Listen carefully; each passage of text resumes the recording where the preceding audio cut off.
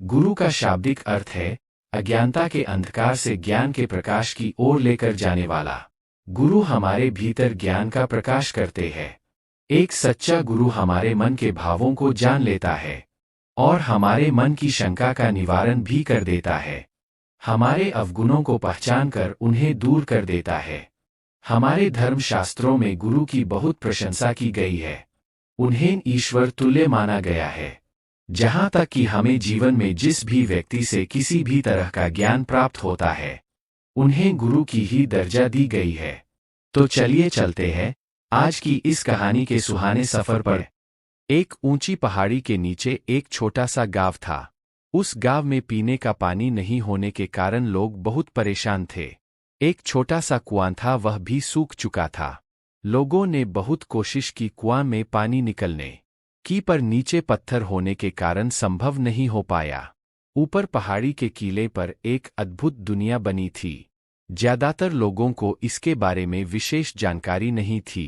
लोग इसे स्वर्ग भी बोलते थे। लोग जानने के लिए बहुत इच्छुक थे कि ऊंची पहाड़ी के किले पर है क्या। यह जानने के उत्सुक कुछ लोग चढ़ाई करने का सोचा।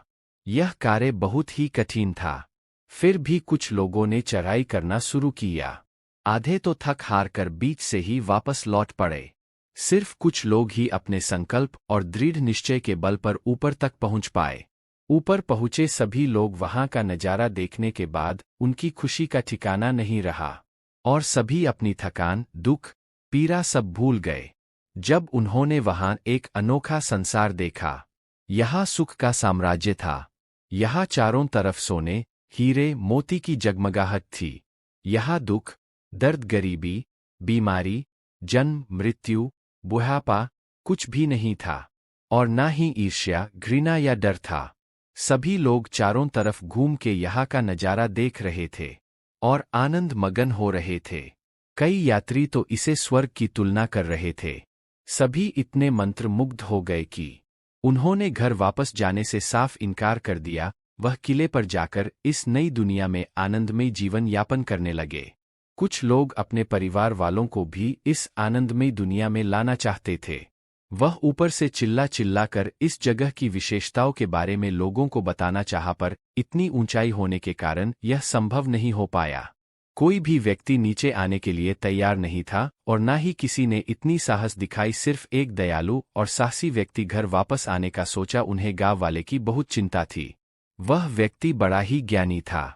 वह चाहते था कि गांव वाले भी इस दुनिया का आनंद लें और सभी के दुख, दर्द, पीड़ा खत्म हो। उन्होंने रास्ते में कई परेशानियों का सामना करके पहाड़ी से वापस आए और लोगों को ऊपर के किले पर छुपी उस अद्भुत दुनिया के विषय में विस्तारपूर्वक बताया और कहा कि मैं आप सभी को भी वहां चलने की इच्छा लेकर आया हूं।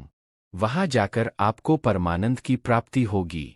गांव वाले भी उसे जादुई दुनिया की विशेषताएं को जानकर वहां जाने के लिए बहुत उत्सुक हुए। उन्होंने पहाड़ की चढ़ाई करने और उस अनोखे संसार तक पहुंचाने में सभी लोगों की मदद की। सब वहां पहुंचते ही उस अद्भुत नजारा को देखकर आश्चर्यचकित थे। वे सभी अपार हर्ष के साथ उनका धन्यवाद किया और अपने दिल में उन्हें गुरु का स्थान दिया। आप सोचिए, इस पहाड़ी के किले का सांकेतिक अर्थ क्या है? गांव है हमारी रोजमर्रा का भौतिक जीवन। वह किला है हमारी अज्ञानता और वह आनंदधाम है हमारी आत्मा का जीवन। ज्यादातर लोगों को तो इस अज्ञानता के किले को जीतने की इच्छा भी नहीं होती। कई लोग कोशिश करते हैं पर जल्द ही हार मानकर वापस आ जाते हैं। कई लोग तो कोशिश भी नहीं करते। जो कोई एक चढ़ जाते हैं वह इस आत्मा के आनंद धाम का अनुभव करते हैं और मुक्ति पाते हैं। यह सभी पात्रों में केवल एक ही निस्वार्थ सच्चा सद्गुरु है जिसने उस सभी आत्मा को आनंद का बोध कराया है। लोगों का ख्याल कर अपने संगी साथियों पर दया दृष्टि रख उन्हें उसे स्वर्ग का मार्ग दिखाने हेतु वापस आता है। अपने ज्ञान और सहृदयता से वह आत्मा के आनंद धाम तक पहुंचाता है, जो कि हमारे जीवन के गुरु ही करते हैं। गुरु ही हमारे पथ प्रदर्शक होते हैं।